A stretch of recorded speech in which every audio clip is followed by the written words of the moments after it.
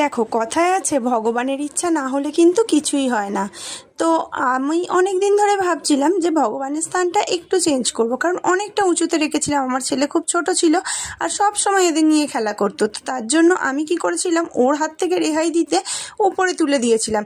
কিন্তু এখন সে একটু বড় হয়েছে আর গোপালের সেবা দিতেও শিখেছে। যেহেতু আমার গোপাল নিচে থাকে, তাই জন্য তাকে স্নান করানো, খাওয়ানো, শোয়ানো সবই করে। কিন্তু আদার্স যারা রয়েছেন, মা লক্ষ্মী, গনু দাদা, এদের কিন্তু কিছুই করতে পারে না।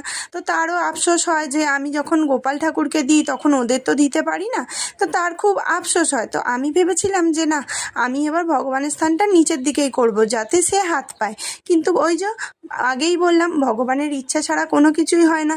আজ করব, কাল করব করে করে কিন্তু সময়ই হচ্ছিল না। কিন্তু এবার আমি ভেবেছিলাম অম্বুবাচীর পরেই যখন ঠাকুর পরিষ্কার করব, তখন কিন্তু আমি ভগবানের স্থানটা নিচের দিকে করব। দেখো, অম্বুবাচী কেটেও প্রায় 2 দিন হয়ে গেল। এতদিন পর